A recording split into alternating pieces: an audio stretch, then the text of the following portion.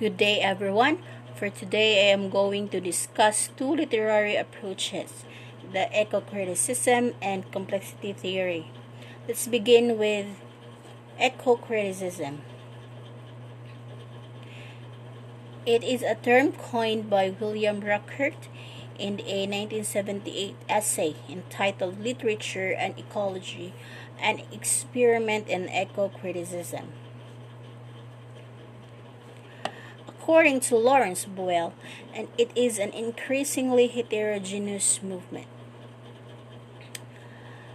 According to Gladfelty, simply put, ecocriticism is the study of the relationship between literature and the physical environment. Emerging in the 1980s on the shoulder of the environmental movement begun in the 1960s with Rachel Carson's Silent Spring. Ecocriticism has been and continues to be an earth-centered approach according to Gladfelty. According to the latter, human culture is connected to the physical world, affecting it and affecting by it.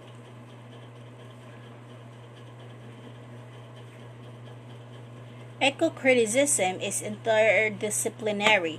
When I say interdisciplinary, there is a calling for collaboration between natural writers, scientists, literary critics, anthropologists, historians, and more.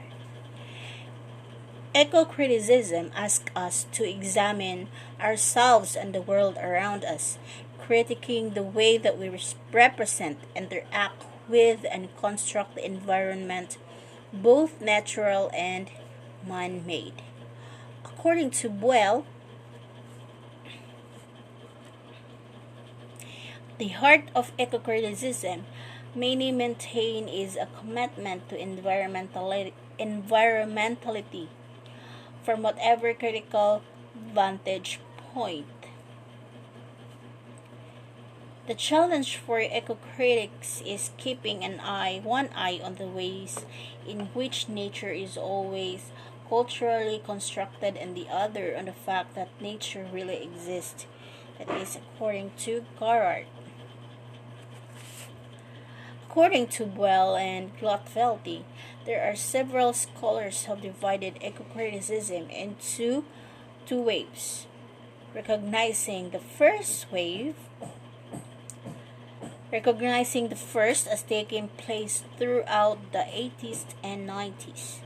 The first wave is characterized by its emphasis on nature writing as an object of study and as a meaningful practice, according to Boyle.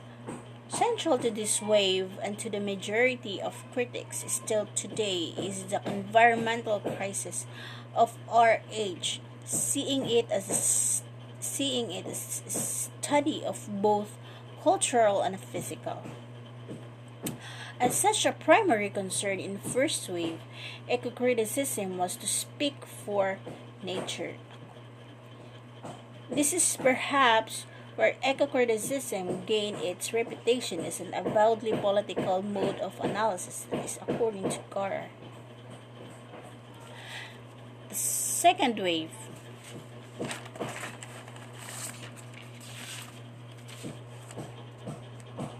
particularly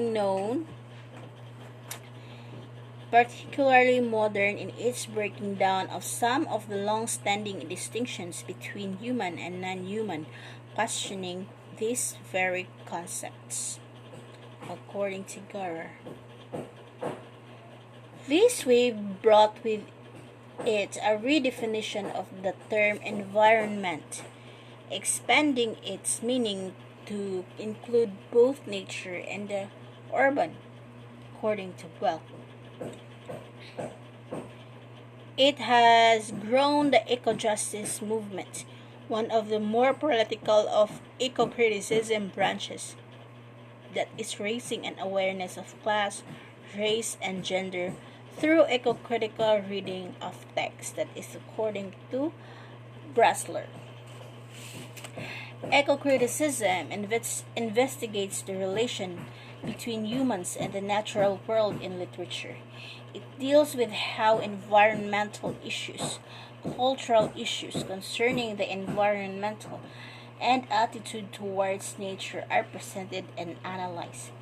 One of the main goals in ecocriticism is to study how individuals in society behave and react in relation to nature and ecological aspects.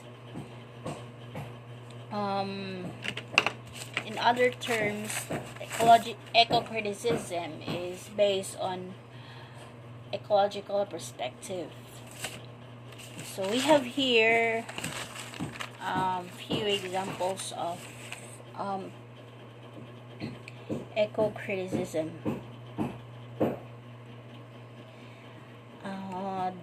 I wandered lonely as a cloud, also commonly known as daffodils, by William Wordsworth, and Silent Spring by Rachel Carson, where it is an environmental science book documenting the adverse environmental effects caused by the indiscriminate use of pesticides. Now, next is the complexity theory. Complexity theory carries chaos theory to a new pitch of sophistication and emphasizes the process of self-organization within a system. So, what is a complex chaos theory rather? A chaos theory was devised to deal with the dynamics of non-linear systems. Systems such as these are found to be highly sensitive to even very small fluctuations in their conditions.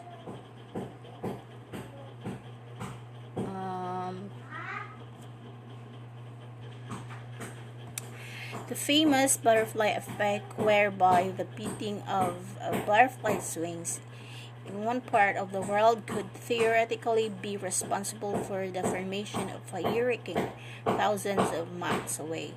The weather is an excellent example of just such a critically sensitive system where prediction is notoriously difficult and can often be spectacularly wrong. Next is complexity theory. Systems are seen to have the ability at critical points in their development, or the edge of chaos, quite spontaneously to self-organize themselves to a higher level of operational complexity. So, the edge of chaos is where systems are at their most creative as well as most unpredictable. It has been described as the state where information gets its foot in the door in the physical world, where it gets the upper hand over energy.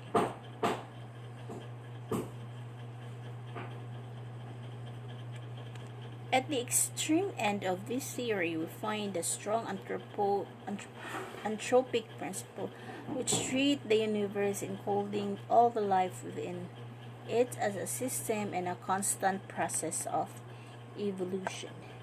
From what can be deduced about astronomical process, the universe could remain fit for habitation for trillions of years, possibly forever, according to Davis. Human consciousness is part of that universal process.